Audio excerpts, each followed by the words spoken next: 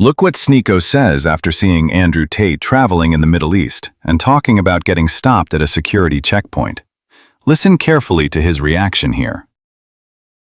So instead of talking about Tate's past, let's talk about what he's doing now.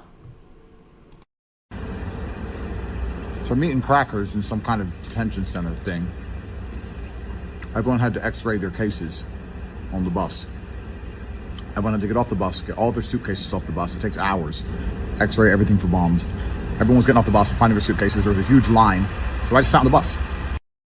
It's funny too, like it's clearly daylight, it's clearly fasting hours, and he's stuffing his face with crackers. Like it's kind of symbolic, right? Stuffing his face with crackers. Ignore the line, wait for the entire line to go down. I just sat on the bus, and because I stayed on the bus when everyone else was off the bus, they assumed I was trying to avoid this check. So now I'm going through some advanced check, where they're scanning my body for digested bombs and if... True, he is the traveler. He is the traveler. Let's go. What's correct? Traveling, you don't need it. You could break your fast.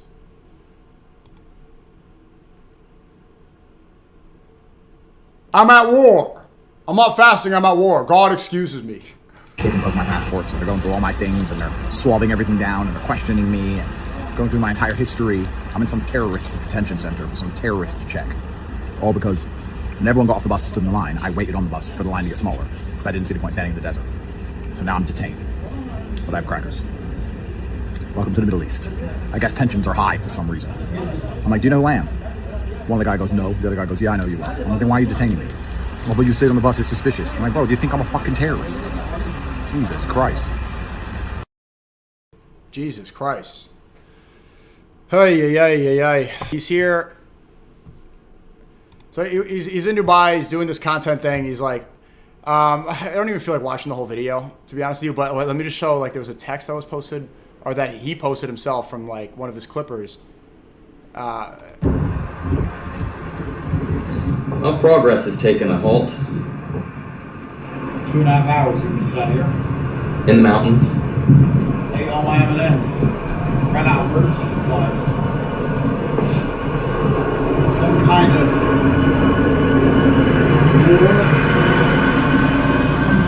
war problem. Something about borders, refugees, visas, laws. Some kind of war crap. There has been machine guns strapped on top of cars driving by. There has. We have heard loud bangs. 2.5 hours we've been stuck here. Any smokes? So here's what I think they're doing. So they got a lot of props because they were right about COVID, and they kept bragging for a long time. Do you remember they were saying, during COVID, we were going around Germany in our cars. We didn't do the oop-de-doo, quarantine. I'm in Germany partying, going clubbing with the Swedish girls. So I think they're trying to repeat that and be like, oh, look, we're based. It's war right now, so we're going to go to the war zone. But it doesn't follow the same line of logic. I think they're doing this to get base points. But one, they folded over a song last month, 2 months ago. And two, Iran struck military personnel within Dubai because the GCC countries are supporting the Epstein regime. And so I don't think they understand the war at all. And two, I don't think anybody thinks this is cool. Like, they're doing this to cool points like, oh, I'm in a war zone, war room, war. I think to most people, they see this, and this is a word of advice for the Tates. I think most people see this as like a midlife crisis. Like, why you guys you talk about how you have family, you have wives. Why are you, like, what are you doing in a war zone not fighting for clout? Like, what people just see this as goofy. What Sneako is reacting to here is happening during a very tense moment in the Middle East, because right now there is an ongoing conflict involving Iran and several countries in the region, and missile and drone strikes have already targeted places like the UAE and other Gulf states, which is why security everywhere has become extremely strict and sensitive. So when someone is traveling through that region and does something unusual, like staying on the bus while everyone else leaves for inspection, the authorities will naturally treat it as suspicious and carry out additional checks. And this is actually normal during times of conflict, when countries are trying to prevent any possible threats. Another thing mentioned briefly in the clip is fasting during travel, and Islam already provides clear guidance about this, because a traveler is allowed to break their fast if the journey becomes difficult, and this is a mercy from Allah. The Prophet Muhammad, peace be upon him, taught that travelers may fast if they are able, or break the fast if it becomes hard. So the religion already makes things easier in situations like travel stress or uncertainty.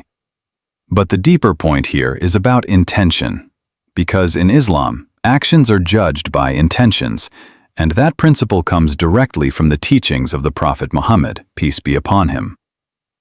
If someone goes somewhere simply to create spectacle online, gain attention, or turn a tense situation into entertainment, then the action itself carries little real value. But if someone travels with sincerity to learn, to reflect, or to understand the Muslim world better, then that is something completely different. And this is why people watching these situations interpret them in different ways. Some assume it is for attention, while others think there may be a deeper reason. But ultimately, no one knows what is truly in a person's heart except Allah. And the real reminder for Muslims is that Islam teaches sincerity, responsibility, and awareness, especially during times of conflict when people are already facing fear and uncertainty. So instead of turning these moments into internet drama, the better approach is to remember the values of intention, humility, and respect for the seriousness of what is happening in the region.